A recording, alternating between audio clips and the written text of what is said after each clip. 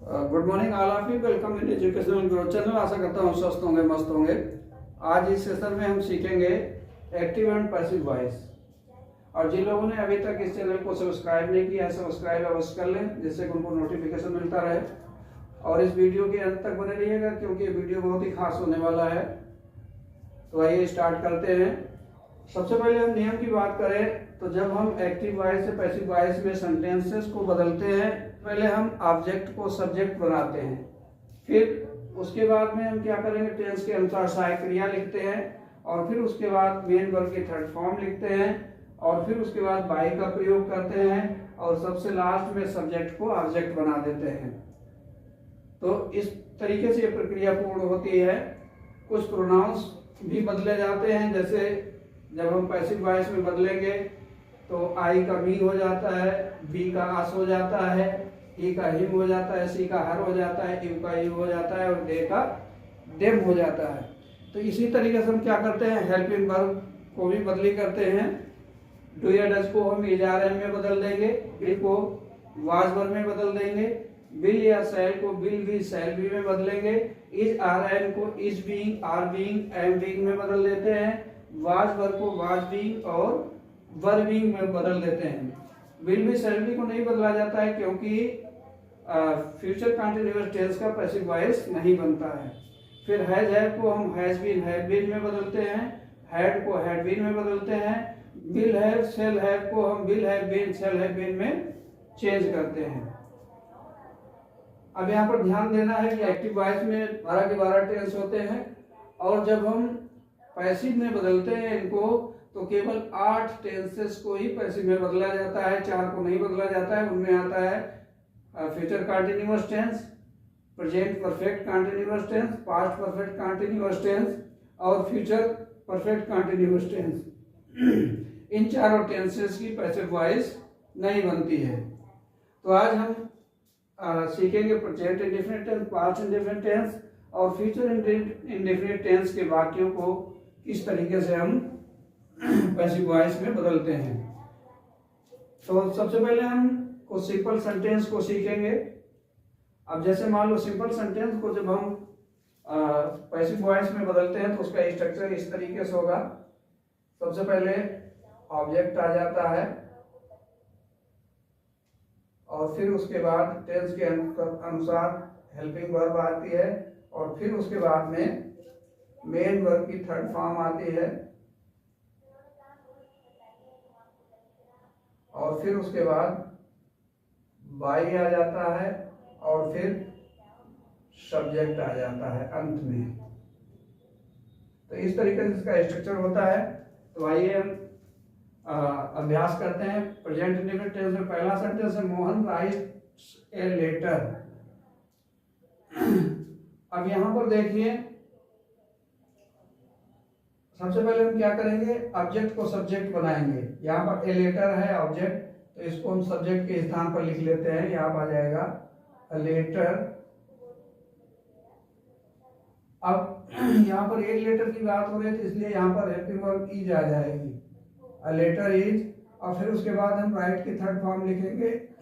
Right की third form written होती है, तो यहाँ पर हमने रिटन लिख लिया, अ लेटर इज रिटन। और फिर उसके बाद बाई आ जाएगा, बाई। अब सब्जेक्ट को ऑब्जेक्ट बना देंगे, यानी यहाँ पर मोहन है, ये चेंज नहीं होता है, इसको हम ऑब्जेक्ट के स्थान पर लिख देंगे। तो यहाँ पर हम लिख लेंगे अंत में मोहन। इस तरीके सेंटेंस हो जाएगा, a letter is written by Mohan. Next sentence है, दे प्ले फुटबॉल। अब इसमें क्या होगा, देखिए यहाँ पर फुटबॉल सबसे पहले ले आएंगे, इसको सब्जेक्ट बना देंगे फुटबॉल, और फिर हेल्पिंग वर्ब इज आएगी इसमें भी, फुटबॉल इज। अब प्ले का यहाँ पर थर्ड फॉर्म हो जाएगी प्लेड, यहाँ पर लिखेंगे हम प्लेड, और फिर बाई लिख लेंगे। और बाई के बाद जब हम दे को ऑब्जेक्टिव केस में बदलेंगे तो देम हो जाएगा इसका, तो यहाँ पर लिख देंगे देम, और अंत में फुल स्टॉप लगा देंगे। इस तरीके से सेंटेंस बन जाएगा, football is played by them. Next sentence है, इंट्रोगेटिव सेंटेंस है does he make the speech. अब ये इंट्रोगेटिव सेंटेंस दो प्रकार के होते हैं। एक ऐसे सेंटेंस जिनके शुरू में क्या शब्द आता है जो हेल्पिंग वर्ब से स्टार्ट होते हैं, दूसरे क्वेश्चन वर्ड से। तो इन दोनों को देखते हैं कैसे बनाएंगे। अब पहला इसमें तीसरा सेंटेंस है does he make the speech. अब इसमें क्या है कि जैसे मान लो डज दिया हुआ है तो इसमें हेल्पिंग वर्ब पहले आएगी। तो यहाँ पर देखिए जब द स्पीच है इसको हम सब्जेक्ट में लाएंगे तो एक वचन हो जाएगा, तो इसलिए यहाँ पर हेल्पिंग वर्ब हम यूज करेंगे इज। इज लिख लेंगे, फिर is the speech,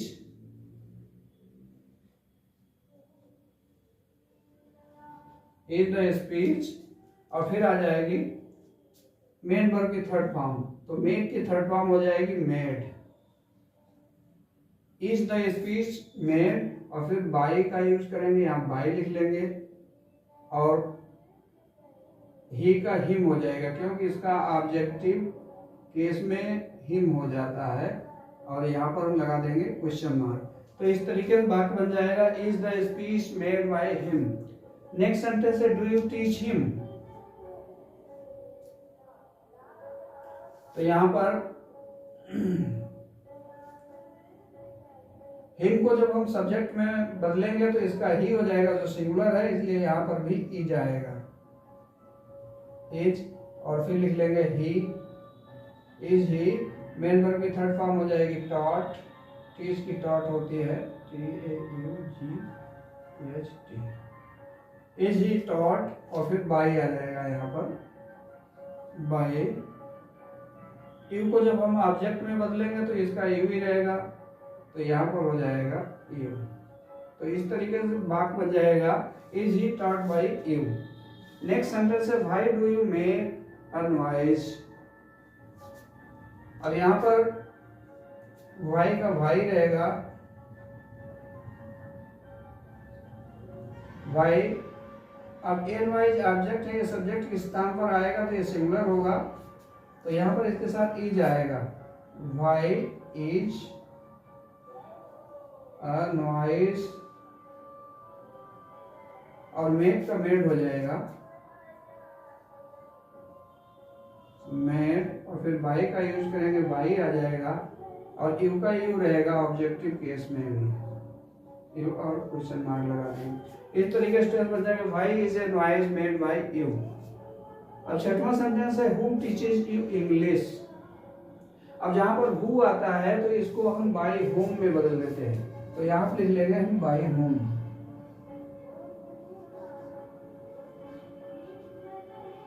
bye home.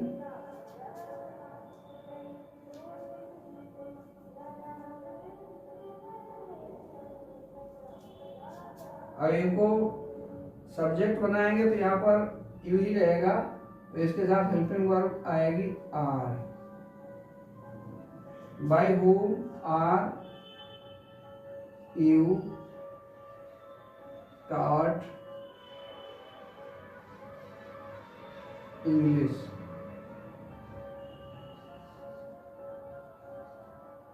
और क्वेश्चन मार्क। तो इस तरीके से सेंटेंस बन जाएगा by whom are you taught English. अब देखते हैं past indefinite tense. Past indefinite tense के सेंटेंसेस को हम कैसे बदलेंगे। यहाँ पर देखिए डिड को हम क्या करते हैं बाज वर्ब में बदल देते हैं। अब देखिए यहाँ पर क्या है, ही रोट अ लेटर, तो वही नियम अपनाएंगे। सबसे पहले ऑब्जेक्ट को सब्जेक्ट बनाएंगे, तो यहाँ पर हम लिख लेंगे a letter,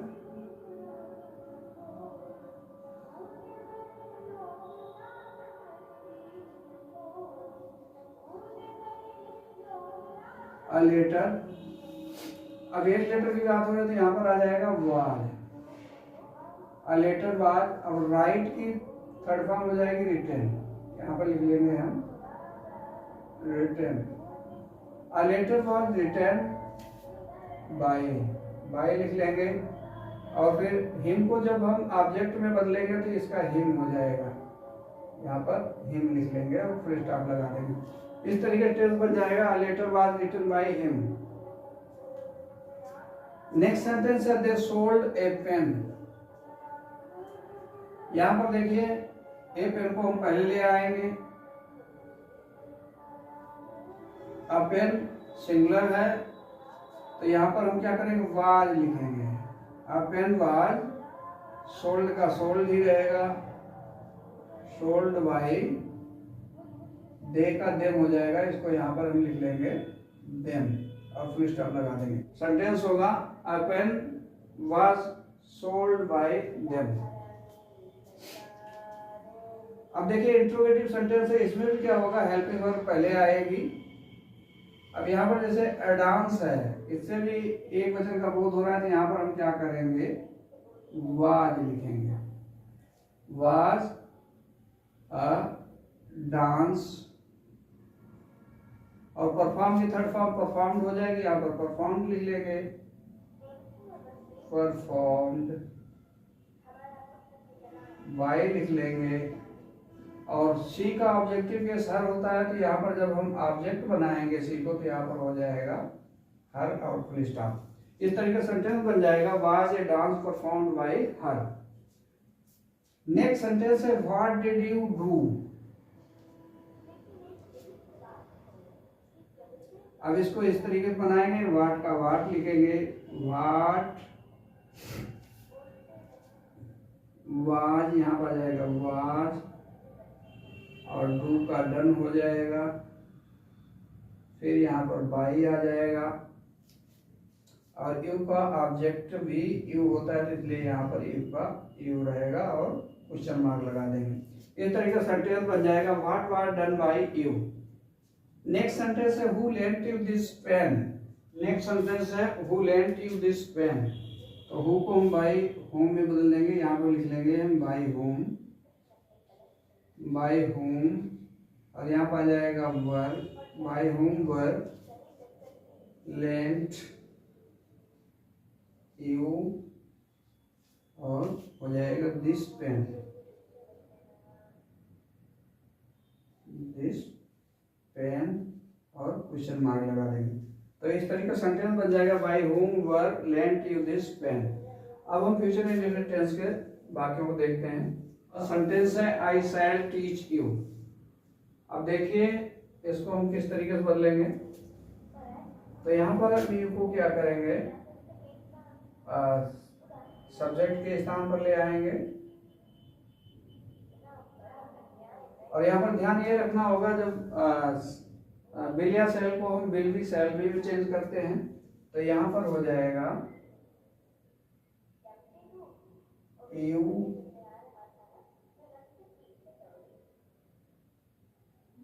will, you will be taught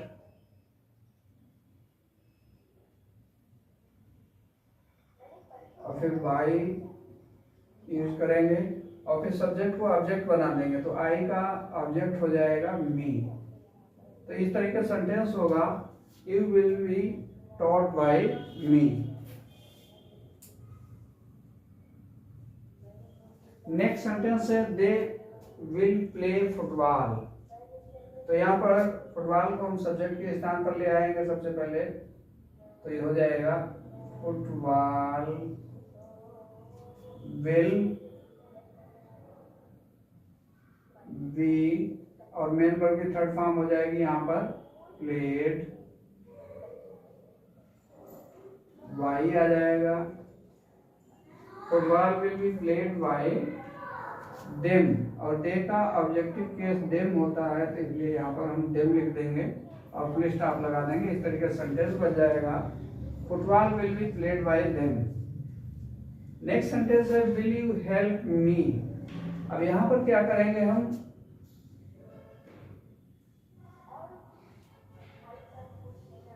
me को जब हम सब्जेक्ट बनाएंगे तो आई हो जाएगा, आई के साथ शैल प्रयोग होता है, तो यहाँ पर हो जाएगा शैल आएगा सबसे पहले, क्योंकि प्रश्नवाचक वाक्य है। Shall I be, shall I be help, help की थर्ड फॉर्म हो जाएगी हेल्प, और इनको ऑब्जेक्टिव केस में बदलेंगे तो भी यू रहेगा, तो यहाँ पर हम लिख देंगे बाई लिखने के बाद बाई यूज करेंगे, यहाँ पर बाई आएगा और फिर यू का यू रहेगा, यहाँ पर लगा देंगे क्वेश्चन मार्क। तो इस तरीके सेंटेंस बनेगा shall I be helped by you. Next sentence है shall I Singh a song. तो इसमें सब्जेक्ट हो जाएगा आसान, तो यहाँ पर लिखेंगे हम, सबसे पहले आ जाएगा helping verb will a song be. अब सिंग की थर्ड फॉर्म संग होती तो यहाँ पर आ जाएगा संग, और फिर बाई लिख लेंगे और फिर आई को ऑब्जेक्टिव केस में बदल देंगे तो मी हो जाए, तो यहाँ पर मी आ जाएगा और अंत में क्वेश्चन मार्क लगा देंगे।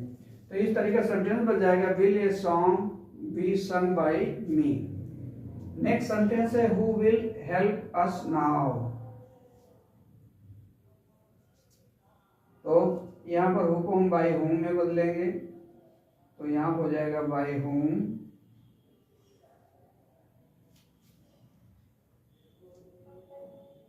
अब यहाँ पर अस को जब हम सब्जेक्ट में बदलेंगे तो बी हो जाएगा, बी के साथ शैल आता है, तो यहाँ पर आ जाएगा शैल बाय होम शैल बी और हेल्प का हेल्प्ड हो जाएगा हेल्प्ड